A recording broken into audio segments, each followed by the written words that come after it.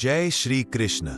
आप सभी का स्वागत है ज्ञानी पाठ में। पिछले अध्याय में हमने जाना आत्मा अमर है, शरीर नश्वर है और मन को स्थिर करना ही योग है।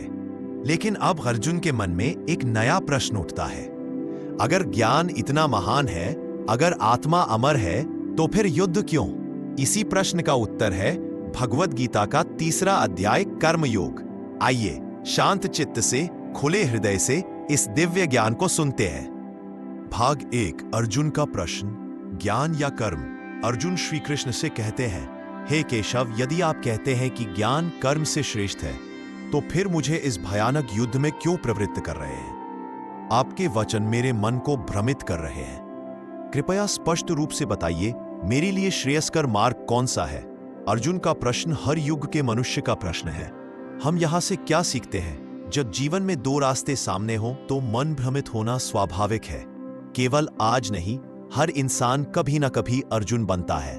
प्रश्न करना गलत नहीं, गलत है बिना समझे चल देना।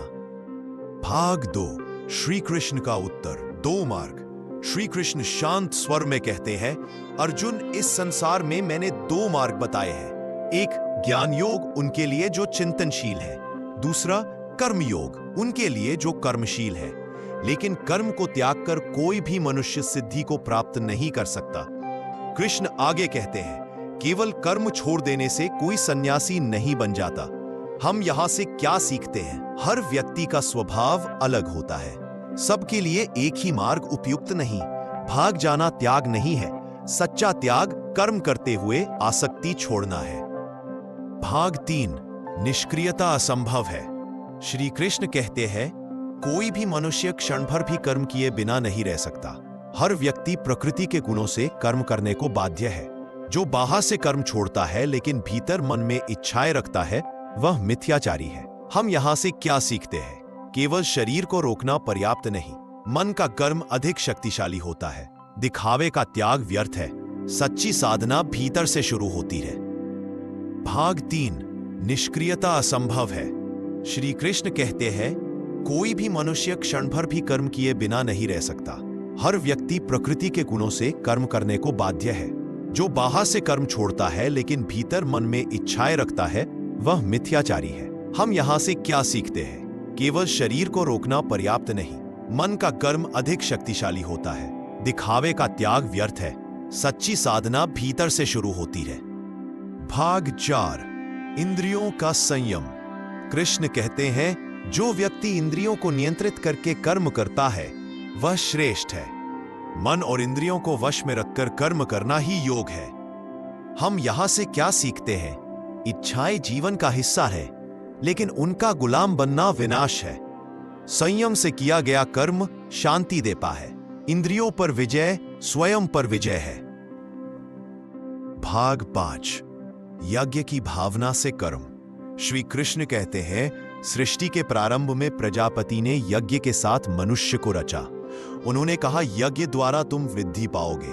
यज्ञ से देवता प्रसन्न होते हैं और देवताओं से संपूर्ण जगत चलता है। कृष्ण स्पष्ट करते हैं, जो केवल अपने लिए पकाता है वह पाप खाता है। हम यहां से क्या सीखते हैं? जीवन केवल मैं के लिए नहीं है। समाज को लौटाना भी धर्म है। जो साझा करता है वही आगे बढ़ता है। स्वार्थ दुख देता है, सेवा सुख देती है। भाग 6, श्रेष्ठ पुरुष का उदाहरण। कृष्ण कहते हैं, श्रेष्ठ व्यक्ति जो करता है, सामान्य लोग वही अनुसरण करते हैं। यदि मैं कर्म ना करूं तो संसार नष्ट हो जाए। श्री कृष्ण स्वयं कर्म करते हैं ताकि लोग सीख सकें। हम यहां से क्या सीखते हैं? हमारे कर्म दूसरों को प्रभावित करते हैं। जिम्मेदारी से भागना नेतृत्व नहीं, उदाहरण बनना ही सच्ची शिक्षा है। जो ऊंचे स्थान पर है उसका दायित्व अधिक है। भाग 7, काम और क्रोध, सबसे बड़ा शत्रु। अर्जुन पूछते हैं, हे कृष्ण, मनुष्य पाप क्यों करता है चाहे वह न करना चाहे? कृष्ण उत्तर देते हैं, काम ही पाप का कारण है। काम से क्रोध उत्पन्न होता है। यह ज्ञान को ढक देता है जैसे धुआं आग को। हम यहां से क्या सीखते हैं? हमारी सबसे बड़ी लड़ाई बाहर नहीं, भीतर है। असंयमित इच्छा विनाश का द्वार है। इच्छाओं को पहचानना पहला समाधान है। भाग 8, काम पर विजय कैसे पाएं? कृष्ण कहते हैं, इंद्रियों को संयम में रखो, बुद्धि को स्थिर करो, ज्ञान के द्वारा इस शत्रु को नष्ट करो। हम यहां से क्या सीखते हैं? इच्छा को दबाना नहीं, समझना आवश्यक है। अभ्यास और विवेक सबसे बड़ा अस्त्र है। आत्मनियंत्रण से ही मुक्ति संभव है। अध्याय 3 का अंतिम सार, कर्म किए बिना कोई नहीं रह सकता। त्याग कर्म का नहीं, फल की आसक्ति का करो। यज्ञ भावना से कर्म करो, समाज के लिए जियो। इच्छा और क्रोध को पहचानो और अपने धर्म का पालन करो। यही कर्म योग है। श्री कृष्ण का यह उपदेश केवल अर्जुन के लिए नहीं, हम सब के लिए है। आज हमने भगवद गीता के 3रे अध्याय कर्म योग को जाना। हमने समझा कि कर्म से भागना समाधान नहीं है और कर्म में डूब जाना भी बंधन है। श्री कृष्ण हमें सिखाते हैं, फल की चिंता छोड़कर धर्म के अनुसार किया गया कर्म ही सच्चा योग है। आज के लिए इतना ही।